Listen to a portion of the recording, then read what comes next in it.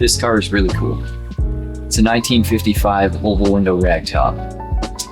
It's a European car, semaphores, and it's built really horribly. But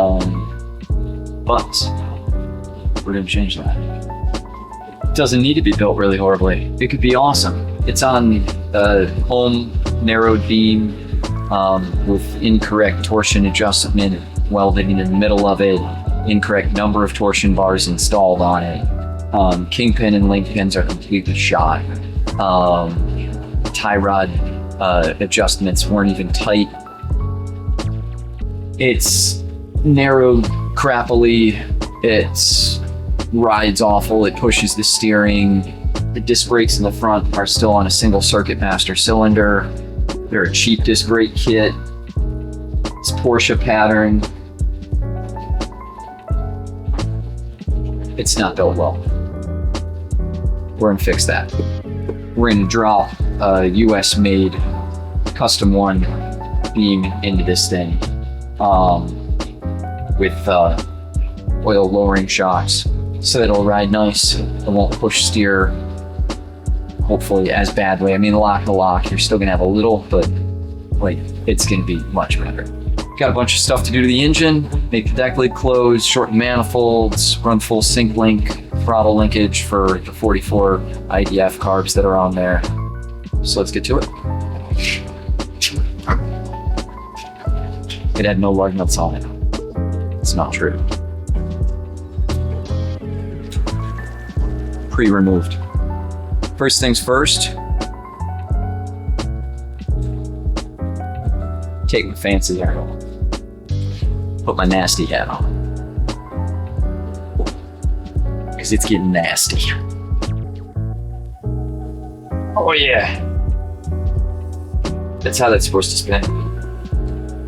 Yeah, single circuit master cylinder problems. It's like it's stuck on a little bit. Just a little bit. Then make a nice groove, making all of the brake dust and just cutting this rotor down to nothing. It's gonna be fun. It's gonna be a good time.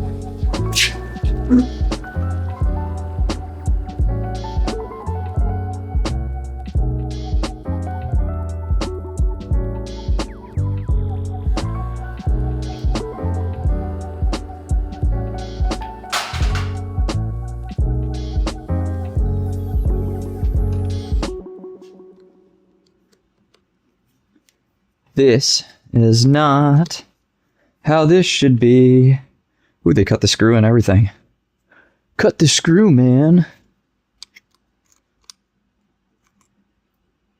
Nice, that could have gone into my finger. Okay.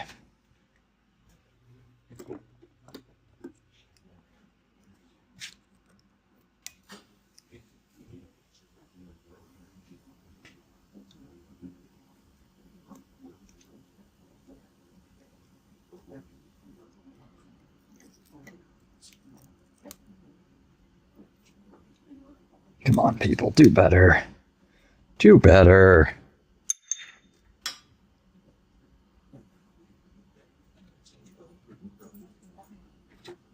What you doing, Addie?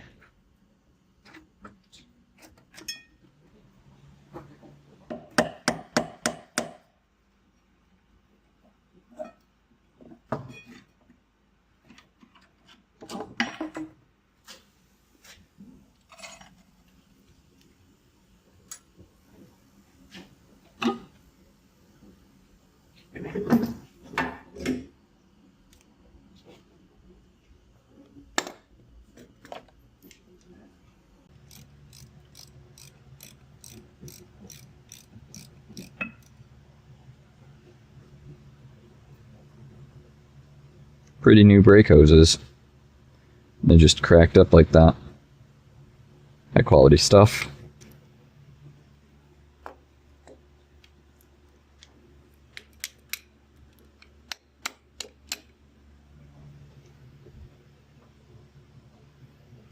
She don't like me.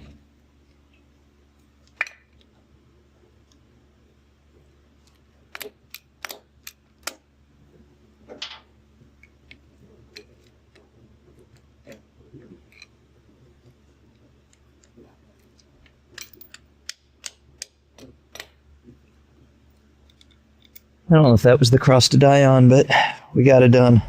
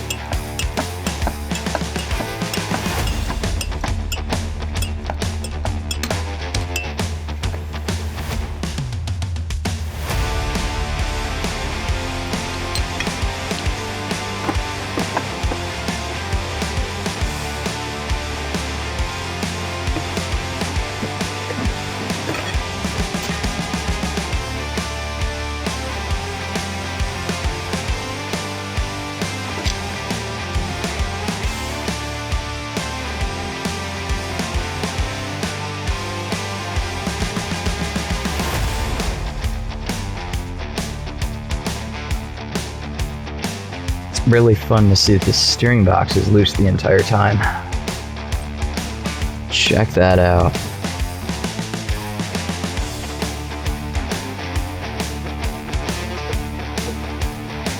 So the steering box on here was loose the entire time.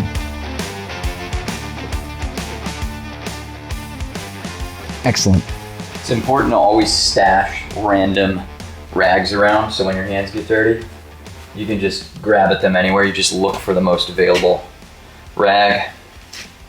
All right, so one time I put my thumbs here and pulled out, and I pulled a very sharp piece of bearing metal right into my thumb and had to get 5 stitches in it. So now I wait until the force has already been exerted on it. And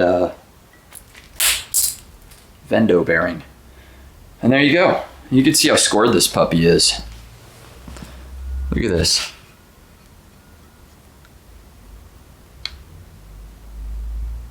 Nice fine score marks. Gorgeous. Yeah. That's how you want it. But we're down to the spindles of it. I can't break apart all this on the floor, so I'll take the other disc brake off. Brake disc off. A couple other things we're gonna keep at it. That one's stuck on there. Probably got over adjusted at some point. The bearing race got really hot. The inner bearing got really hot, and friction welded itself onto the spindle. So we don't need to take it off, take the beam out. So we'll just keep on at it.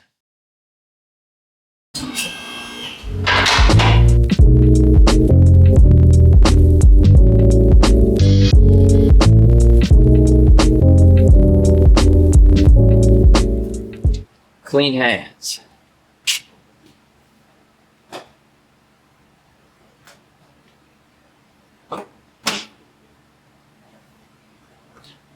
That's how you pop the trunk. Now this one has loose bowling.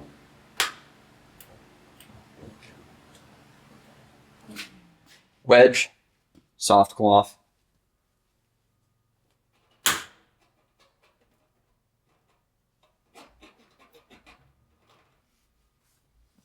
Upward tension.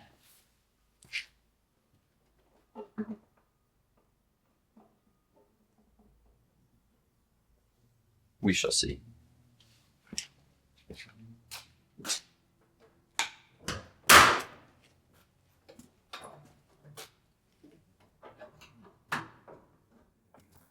That worked.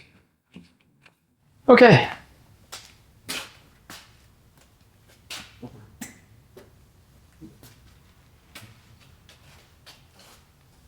We deal with the wiring in here next. We're dealing with a lot of things on this.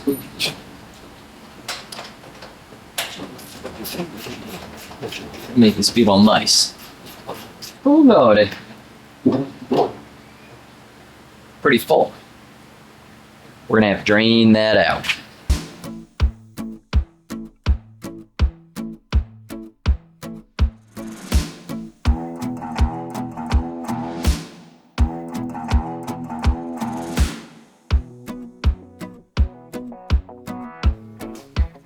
And now we wait.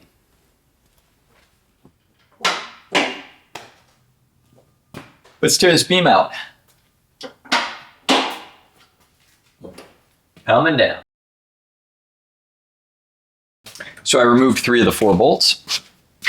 And we're gonna see what happens when I remove the 4th. I've got a little trick that I like to employ when I'm doing this solo. Got a specific way I orchestrate the jack stands, but I normally use my bigger jack stands.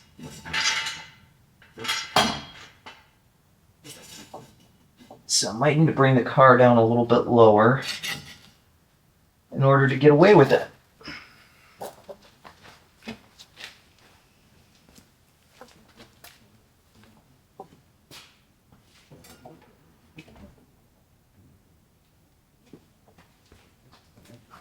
Seems about right.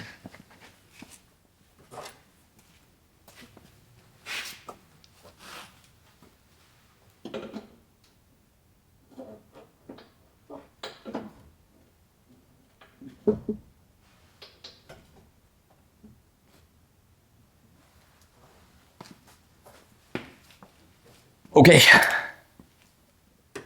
We should be good.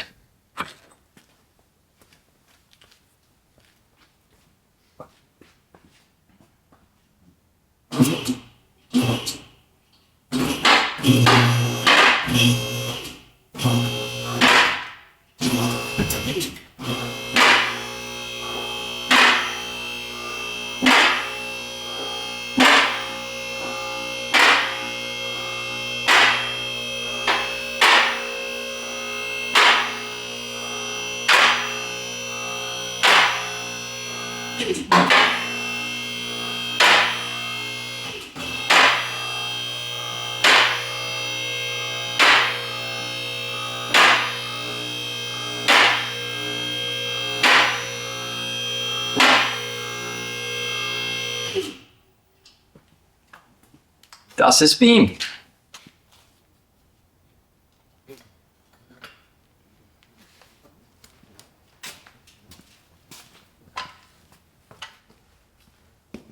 What's up? What's going on? What's going on?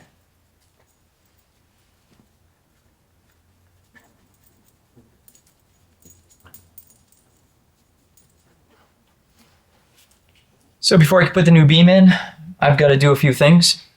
Clean up miscellaneous areas, nooks and crannies where there's debris and road gunk and stuff like that.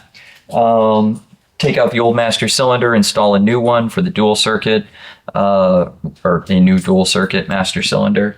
Remove the old steering disc, whole bunch of just random prep stuff. Then they can put the new beam in and start to build it up and get towards suspension. So this puppy's gonna be cool. Not as cool as that puppy, but what are you doing, puppy?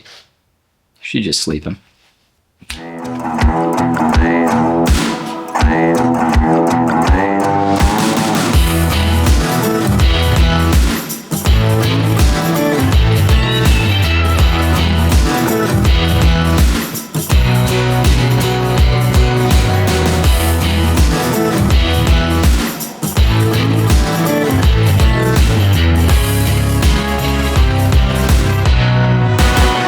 Now it's time to throw the beam in.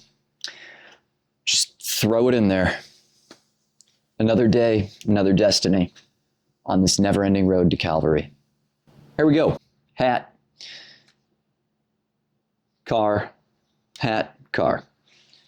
So, beam's gonna go up and in there, and then a bunch of other stuff's gonna happen. Before I do the beam, I'm gonna take the steering disc off just because it's nice and convenient right now and there's no beam here in my face. First things first, we got some stupid safety wire. Gotta get rid of on these bolts. Nuts.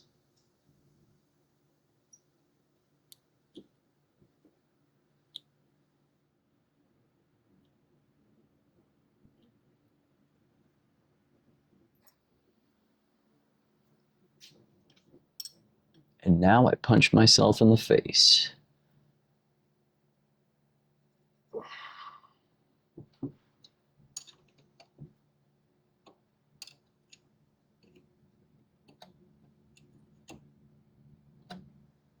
This could be done faster.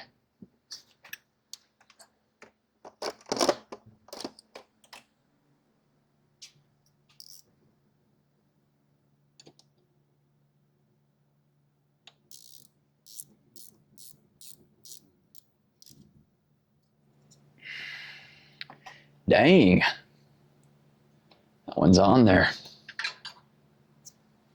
We'll zippy zap it.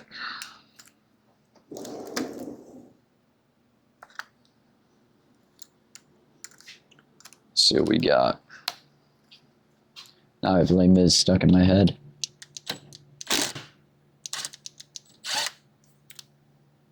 I generally don't like using impact stuff, but I use it for taking things off.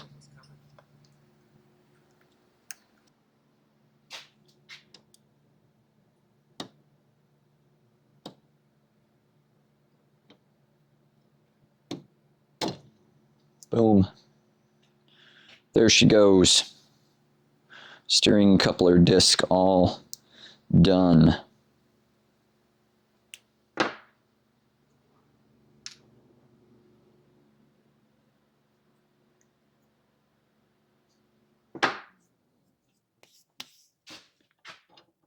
Steering coupler bolts are kind of trapped in there. At least this one is. We'll probably be taking that off of there. But for now, we'll leave it be.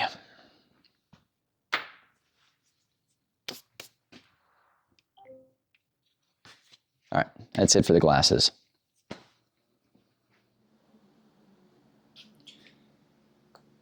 Got some little rubber body blocks that go up under here. I tried to leave just enough room to get them in, but I didn't leave enough. Just enough was not just enough. Oh.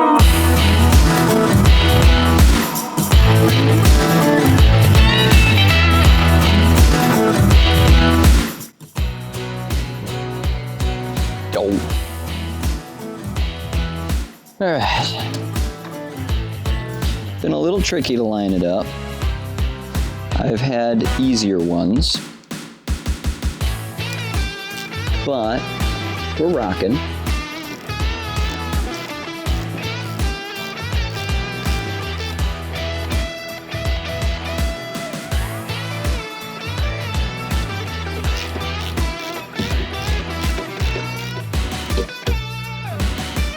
Again, with hitting my head on that thing.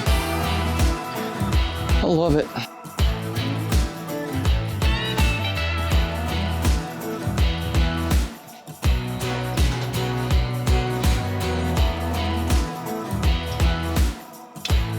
Helps if you unlock the wheels.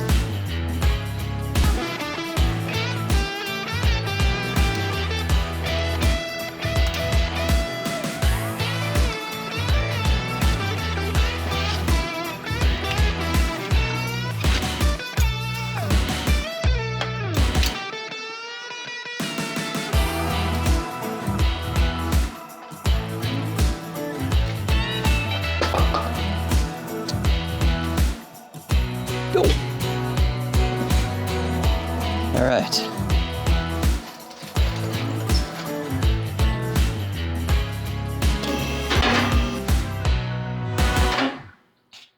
the new beams in, got to torque it to spec, and put brakes on it. So funny story, I had the wrong caliper brackets for the drop spindles. This is a drop spindle car, and for whatever mix of reasons, I got shipped a regular caliper brake kit. So, have since contacted my supplier, corrected the issue. I've already gone through like packing one wheel bearing and everything from before. I'll still repack the other side and we'll catch all up on everything. So first thing is to mount up the drop spindle caliper brackets. These are beautifully machined pieces, and yeah, there's not much else to that. So that's why there's grease on this spindle already. You know, I like started into things and then whatever, life. So here we go. Heater is going to be running because that's just part of the annoyingness of the winter time. But yeah, they call for 57 foot-pounds on this caliper bracket to spindle situation.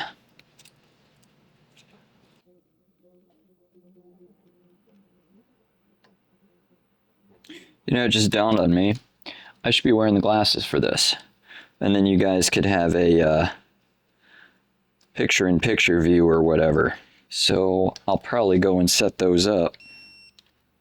And then we'll take these bolts to torque.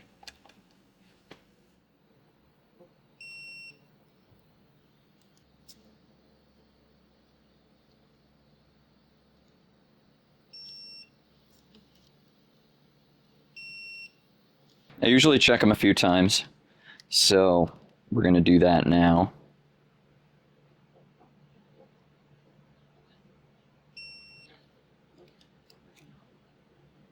And then we can mark them.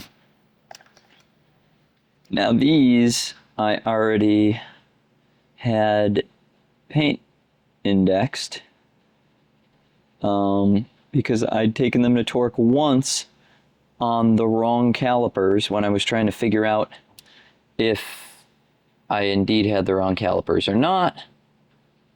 And before I realized what was going on there, which, hey, it happens to the best of us. I was like, these aren't quite right, but let me see if it'll be a conflict with the caliper. Because that's what it was. The bracket would bolt up still, but the caliper was in the way of the spindle, and I was like, well, let me see, maybe I'm crazy. And I was not crazy. They were the wrong caliper brackets. So like I said, got that all straightened out, but that's why there's already index marks on the bolts.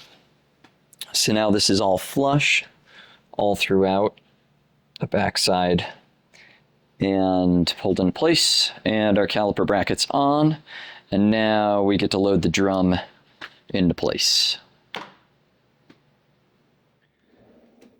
So here we have our drum, and well, it's not drum, it's the hub rather. That was really dumb. Here we have a drum. I'm installing disc brakes. It's Thursday.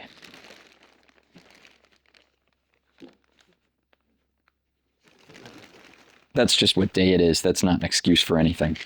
Already have the seal set up in this puppy in back. There's the seal, wheel seal. And we'll just get rid of that bag.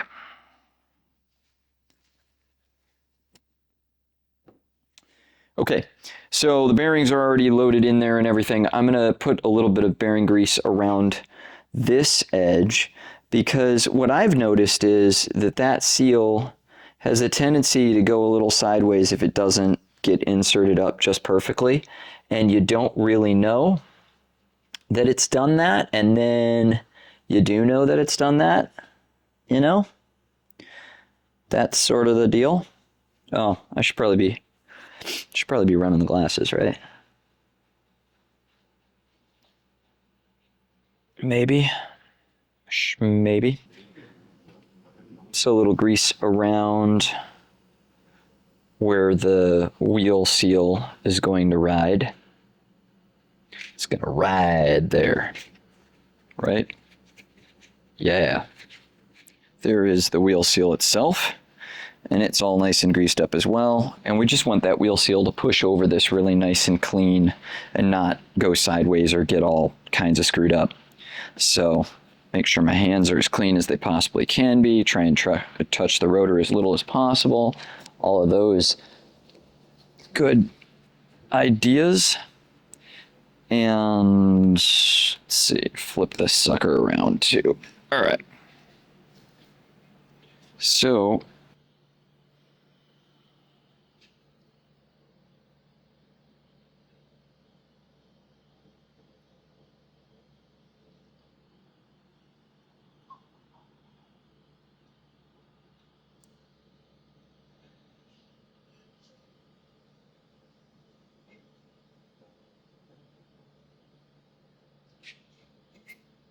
and I don't know if you could see, but that wheel seal took real nice and straight.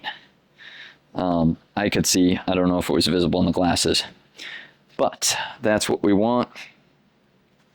Now all this was already greased up because I already packed this bearing, but I'll pack up the next hub, disc brake hub, and we'll go from there. Now, one thing that's really cool for this particular car is that we're going to rock these late model style spindle nuts, if you will. So normally you'd have these spindle jam nuts and you'd have this locking tab that would ride down there, and then you'd put a jam nut in, locking tab, and one tab goes one way, one tab goes the other way, and holds the whole thing down, right? But it doesn't take many foot-pounds of torque. The original factory spindle nuts that are in the late model cars that have this style take nil for torque. I mean, they're just very, very gentle.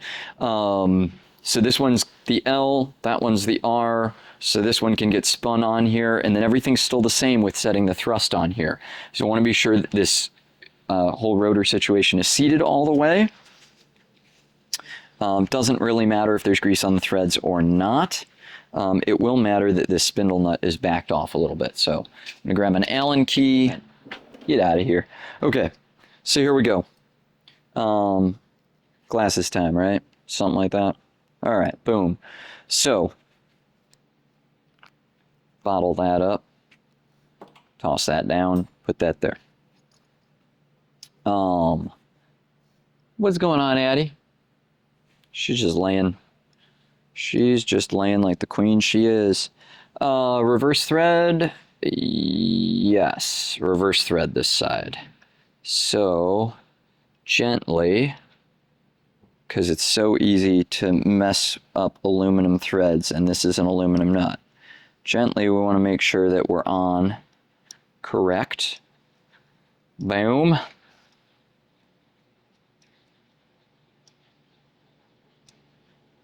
And I like to think of a song while I do this.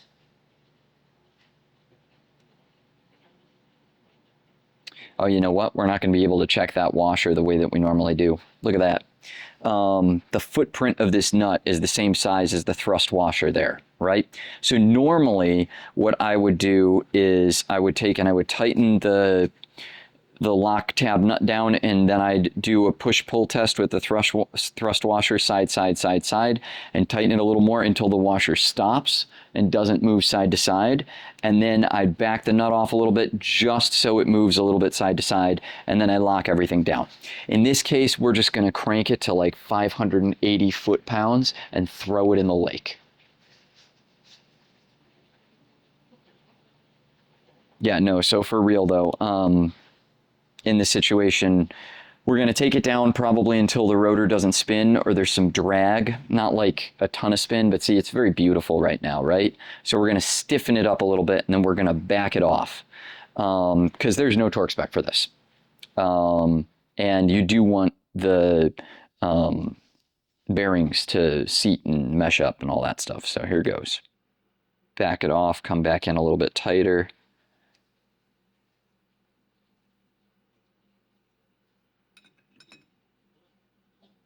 Back it off again. Come back in a little tighter still. Yeah, there's, oh, there we go. Oh, no. I mean, there's more resistance, but not a ton. So I'm back it off a little bit from there. Maybe right about there.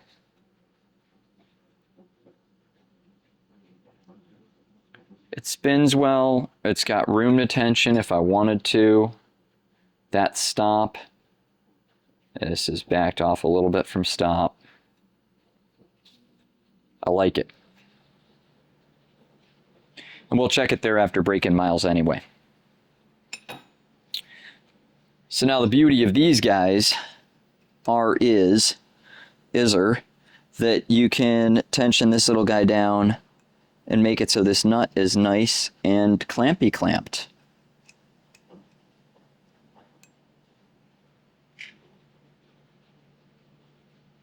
And these don't get much foot-pounds. I could check it for factory torque, but I'm going to like two-finger it here.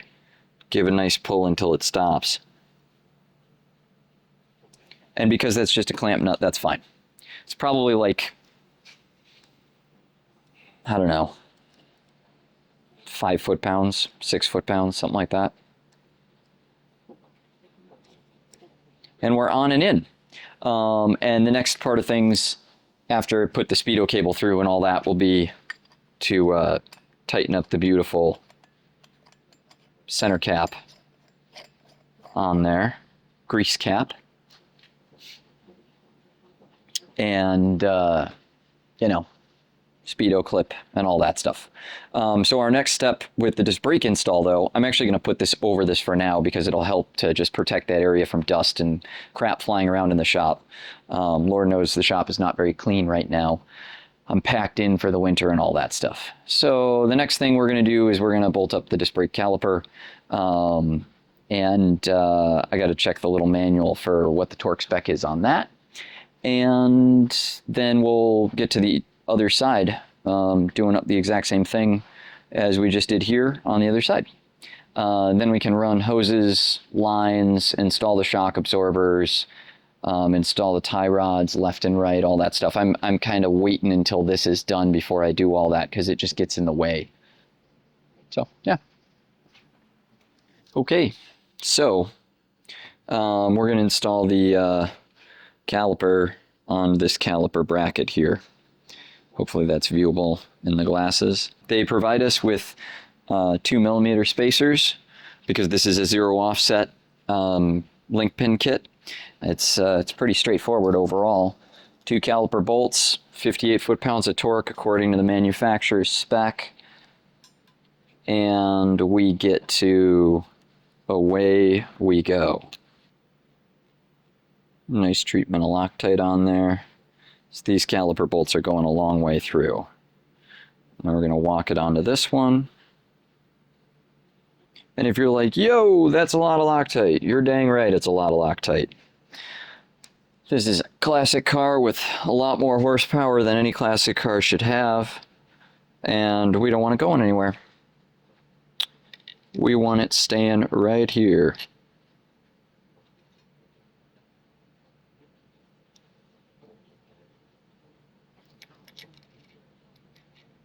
Get the spacers inserted up. And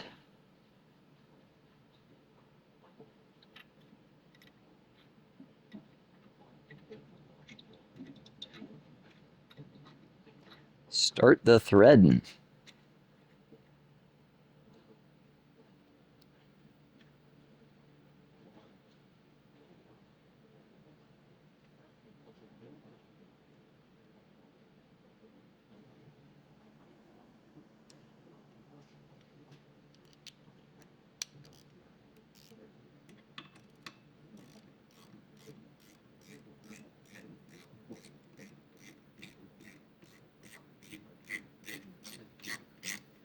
I have to take a lot of weird angles with my head and body in order for these glasses to capture what I'm doing, so I apologize if it's like super weird looking.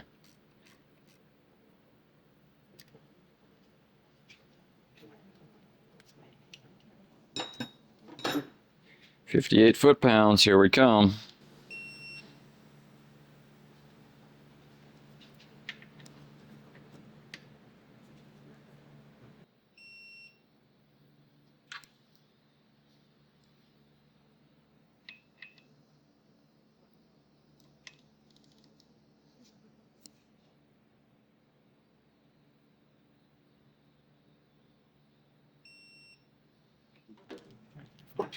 Now we're going to go ahead and mark those.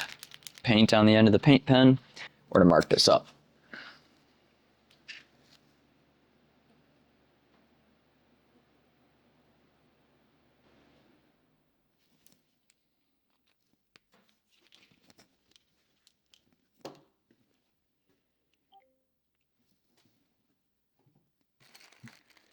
Now these have some hardware that go on them. They've got some dust caps that go on the inside. And they've got a clever little tool that they have devised for seating said dust caps on the inside. And I need to make sure that the dust caps are going to be clear, and it looks like they are, of my tie rod end where it's going to connect up there. And looks like this kit is very well designed, as I would have expected, because I love these guys. These are made in Germany. It's CSP is the manufacturer of these. So yeah, this should be all that I need. I don't know. Whatever. I'm going to pound this in place.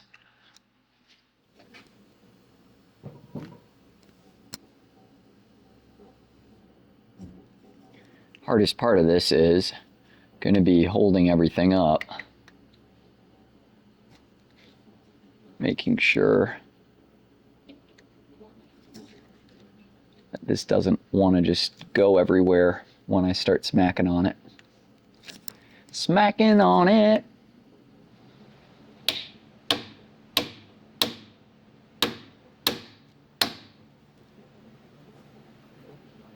Beautiful. Where'd the other one go? Oh.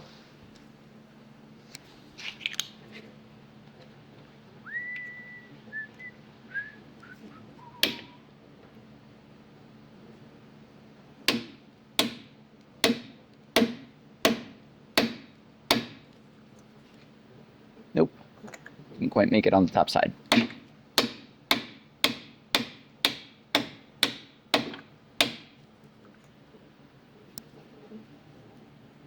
Down all the way, both sides.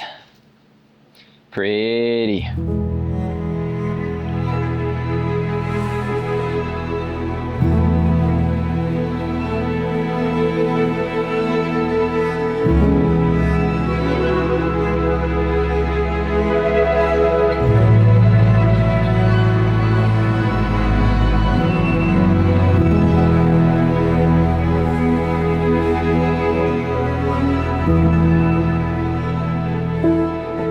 Turn the heater off so we can have some peace and quiet together. But we still have to listen to the sound of the dripping coming from the one spot on the roof that started to leak this morning. So that's fun. And so that's dripping into a bucket, just torturing the hell out of me. And what else is happening in the sonic lands of Be Aircooled? Let's see, yeah, pretty much the bucket leak in the roof. And then there's this melting sound from outside because we've got a massive amount of snow on the roof. So it's all melting down and going down the gutter, which is over by the corner of the shop that we're in, by this lovely automobile. Here we go.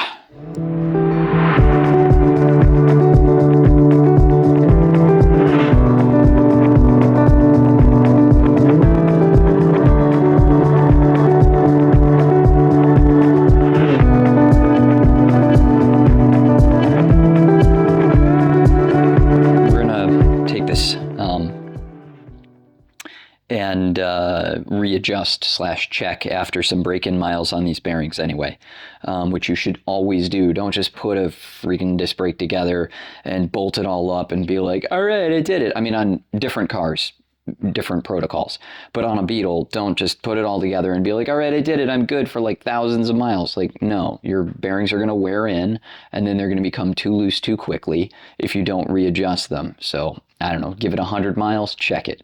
Give it 200 miles, check it. Give it 500 miles, check it. Point is, check it. Don't go 1,500, 3,000 miles, something too crazy, and not have checked your wheel bearings or readjusted them at all. Buses the same way. Anything VW cup and cone front bearings that are meant to be adjusted. Then after they seat in, just like breaking in an engine or anything else, after the bearings, ridden itself into the race a little bit, everything's jived, and a lot of the forces, the heat, expansion, contraction, all that stuff have dissipated, then you're good. So grease inside the cap on this one because it'll get all nice and sloppy and go in and help the bearing with its life. But generally speaking, I don't do that. I don't need to. This one I think maybe has a little air still down in there. And you don't want to overheat a bearing ever. By putting too much grease in the cap, you can overheat it. Plus, grease doesn't normally suck in from there, as I said before, so I'm not a huge believer in it. But it's a little extra grease, right? Extra grease is extra grease. Even if it's just stowaway grease and nothing ever happens with it, it'll be, somewhat helpful. So, yeah,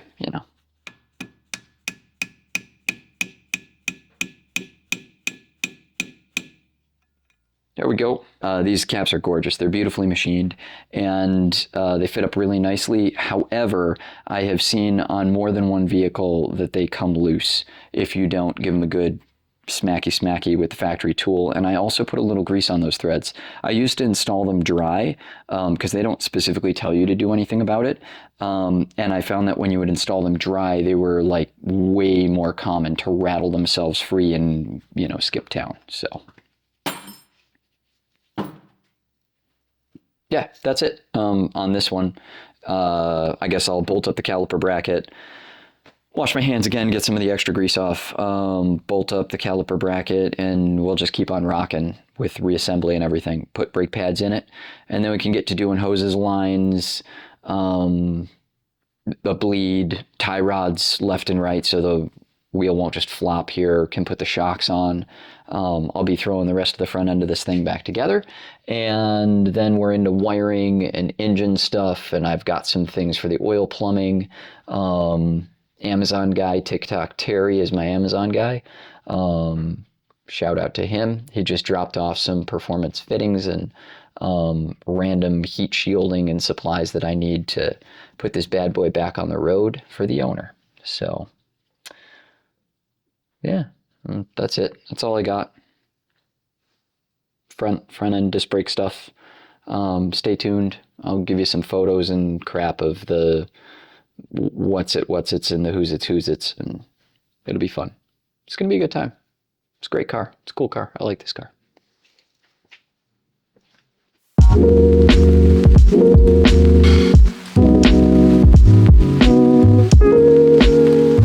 Hey, thanks for watching. I'd appreciate it if you'd like and subscribe to the channel. This is all about fun. I'm doing this because it's something that I love doing, and I like being able to share it with you.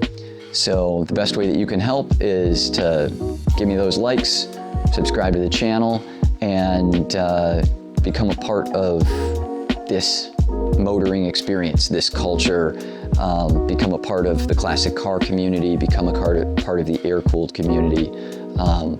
Be air-cooled.